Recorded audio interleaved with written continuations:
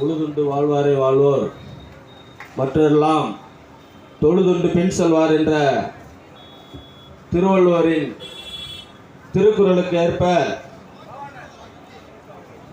உழவு செய்து உலகிற்கு உணவளித்த ஒரு சமூகம்.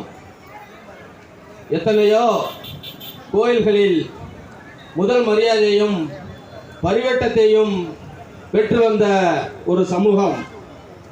எத்தனையோ கல்வெட்டு ஆதாரங்களையும் சங்க இலக்கியங்களில் தங்களுடைய வாழ்வியலையும் பெற்றிருக்கின்ற ஒரு சமூகம். நாடோடிகளாக வாழ்ந்த மக்கள் மத்தியில் நிலையான வாழ்க்கையை வடிவமைத்து குடும்ப அரசாட்சி முறையை இந்த உலகிற்கு அறிமுகப்படுத்திய ஒரு சமூகம். இப்படி நம்முடைய சமூகத்தின் பெருமைகளை எவ்வளவோ நாம் சொல்லிக்கொண்டே போகலாம். உலகில் உள்ள அனைத்து தமிழர்களையும் கடல்சார் ஆய்வாளர் ஐயா ஒரிசா பாலு அவர்கள் ஆய்வு செய்யும் போது அவர்களுடைய அடையாளங்கள் எல்லாம் நம்முடைய மல்லர் என்றும் தேவேந்திர குல வேளாளர்களை மட்டுமே தாங்கி இருக்கிறது என்று சொல்கிறார். இப்படிப்பட்ட இந்த சமூகம் இன்றைக்கு எந்த நிலையில் இருக்கிறது என்பதை நாம் சிந்தித்து பார்க்க வேண்டும். எத்தனையோ பெருமைகள் நமக்கு இருந்தாலும் நாம் இன்றைக்கு அரசியல் அனாதைகளாக இன்னைக்கு நாம் வாழ்ந்து கொண்டிருக்கின்றோம். நமக்கென்று ஒரு அரசியல் தலைமை சரியாக இல்லாத காரணத்தினால் இன்றைக்கு நாம் அரசியல் அடிமைகளாக வாழ்ந்து கொண்டிருக்கின்றோம். நாம் வரலாறுகளை மட்டும் பேசிக்கொண்டிருக்க இது காலம் அல்ல. நம்முடைய நிலை என்ன என்று நாம் சிந்தித்து பார்க்க வேண்டும். வெண்மணி படுகொலை, 44 பேர் உயிரோடு எரித்து கொலை செய்யப்பட்டார்கள். தாமிரபரணி படுகொலை, சிவகங்கை மாவட்டத்தில் உஞ்சனையில் 5 படுகொலை, அதுபோன்று ஐயா இமானுவேல் சேகரன் அவர்கள் படுகொலை, தியாகி எஸ்எம் என்று சொல்லக்கூடிய அரசியலில் இந்தியாவிலேயே முன்னோடியாக திகழ்ந்த ஒரு மாபெரும் தலைவர் அவர் படுகொலை, தமிழ் தேசிய போராளி பசுபதி பாண்டியன் அவர்கள் படுகொலை. இது போன்று இந்த சமூகத்தில் எத்தனையோ படுகொலைகள் நடந்து கொண்டிருக்கிறது. இன்று வரையில் நம்மை எந்த சட்டம் பாதுகாக்கின்றது? எந்த காவல்துறை நம்மை பாதுகாக்கின்றது? பட்டியலில் இருப்பதால் நமக்கு மிகப்பெரிய சட்ட பாதுகாப்பு இருப்பதாக இன்றைக்கு எல்லோரும் பேசி வருகிறார்கள். ஒரு பாதுகாப்பும் நமக்கு கிடையாது. அப்படி அந்த சட்டம் நம்மளை பாதுகாத்திருந்தால் இன்று வரையில் இந்த சமூகம் மட்டும் ஏன் இத்தனை ஒடுக்குமுறைகளையும் இத்தனை படுகொலைகளையும் இத்தனை இழப்புகளையும் சந்தித்து வருகின்றது? சற்று சிந்தித்து பார்க்க வேண்டும். இழிவான சட்டவிரோதமான தொழிலை செய்து வந்த அந்த சாதியினர் எல்லாம் இன்றைக்கு மீசையை முறுக்கி கொண்டு அரசியல் அதிகாரத்தை பெற்றுக்கொண்டு இன்றைக்கு ஆண்ட பரம்பரை என்று பேசி வருகிறார்கள். ஆனால் உலகுக்கே உணவு செய்து உணவளித்த ஒரு சமூகம், பண்பாடு கலாச்சாரத்தை சொல்லிக் கொடுத்த ஒரு சமூகம் இன்றைக்கு அடிமையாக இருப்பதற்கு காரணம் என்ன? இத்தனை தாக்குதல்களையும் இத்தனை ஒடுக்குமுறைகளையும் இத்தனை படுகொலைகளையும் சந்திக்க வேண்டிய காரணம் என்ன? பட்டியலில் இருக்கின்ற ஒரே காரணம்தான். அவர்களுக்கெல்லாம் எந்த இடத்திலிருந்து நம்மை அடிமைப்படுத்த நினைக்கிறார்கள்? அதை சற்று சிந்தித்து பார்க்க வேண்டும். இந்த சமூகம் பட்டியலில் இருப்பதால் அவனை விட நாம் குறைந்தவன் என்றும் தாழ்ந்தவன் என்றும் என்று உளவியல் சிந்தனையில் அவன் வாழ்ந்து கொண்டிருக்கிறான். அப்படி இருக்கிறவன் தான் அரசு அதிகாரிகளாகவும் அரசியல்வாதிகளாகவும் இன்றைக்கு இருந்து கொண்டிருக்கிறான்.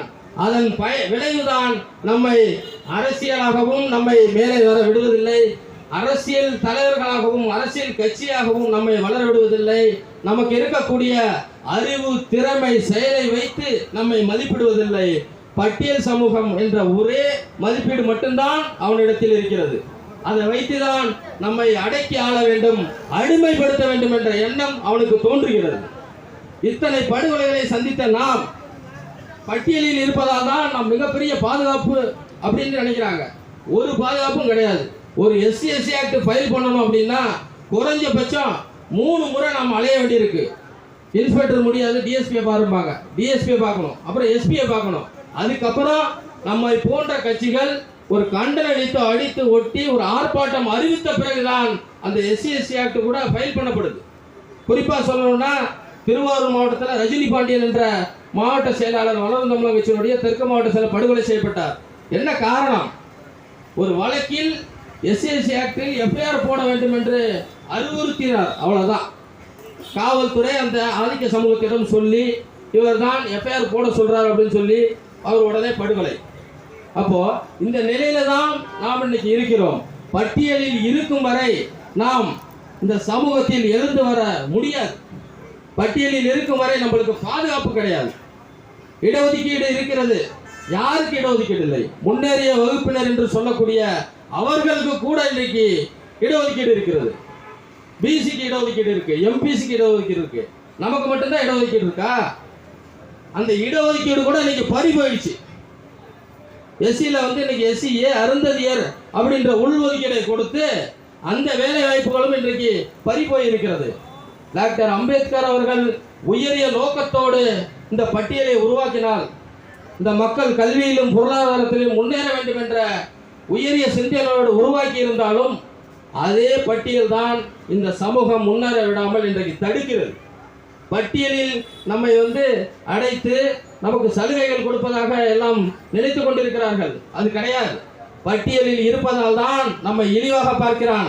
பட்டியலில் இருப்பதால் தான் நாம் இன்னும் முன்னுக்கு வர முடியவில்லை. அரசியலில் கூட அனைத்து திறமைகளும் நமக்கு இருந்தாலும் பட்டியல் சமூகத்தினுடைய தலைவர் இதுதான் நம்முடைய முத்திரை. அப்போ அந்த பட்டியலில் இருக்கக்கூடிய அரசியல் செய்யக்கூடிய தலைவர்களாக இருந்தாலும், போராளிகளாக இருந்தாலும், அறிவாளிகளாக இருந்தாலும், மிகப்பெரிய ஒரு பொருளாதாரத்திலும் கல்வியிலும் முன்னேறியவர்களாக இருந்தாலும், IAS IPS ஆனால் கூட பட்டியல் SC IAS SP IPS SC தலைவர் உனக்கு ரிசர்வேஷன் தொகுதி மட்டும்தான் நான் தருவாங்கிறான். இதுக்கு தமிழ்நாட்டில் பல உதாரணங்கள் சமீபத்தில் நடந்துகிட்டு இருக்கு. ஒரு பொது தொகுதி கொடுக்க மாட்டான். நமக்கு அறிவு இல்லையா, திறமை இல்லையா? அப்ப நம்ம இந்த அம்பேத்கர் இந்த ரிசர்வேஷன் ஆனது நம்முடைய சமூகம் முன்னேற விடாமல் தடுக்கிறது என்பதுதான் எங்களுடைய கருத்து. வர்ணாசிரம கொள்கைப்படி பிராமணர், சத்திரியன், வைசியன், சூத்திரர் என்று 4 வர்ணங்களாக பிரித்ததாக சொல்வார்கள். அதில் சூத்திரராகிய மக்களை அடிமைப்படுத்தி வைத்திருந்ததாக சொல்வார்கள். அதே போல் இன்றைக்கு வர்ணாசிரமம் என்பது நவீனமாயிருக்கிறது என்றுதான் நாம் சொல்ல முடியும். BC FC BC MBC SC என்று பிரிக்கப்பட்டிருக்கிறது. SC சமூகத்தை சேர்ந்த நாம் அனைவரும் அடிமை சமூகம், ஒரு இழிவான சமூகம் என்ற உளவியல் எண்ணம் இந்த தமிழ்நாட்டில் விதிக்கப்பட்டிருக்கிறது. அதை நம்மால் மாற்ற முடியாது என்பதுதான் எங்களுடைய கருத்து. ஆகவே இந்த பட்டியலை விட்டு நாம் என்றைக்கு வெளியேறுகிறோமோ அன்றைக்கு தான் இந்த சமூகம் முன்னேற முடியும். அன்றைக்கு தான் இந்த சமூகத்தின் மீது தமிழ்நாட்டில் ஏற்படுகின்ற அடக்குமுறைகளும் ஒடுக்குமுறைகளும் படுகொலைகளும் தவிர்க்கப்படும் என்பது என்ற கருத்தை சொல்லி விடைபெறுகிறேன். நன்றி, வணக்கம். நன்றி, நன்றி. Super super. நல்லது, அருமையான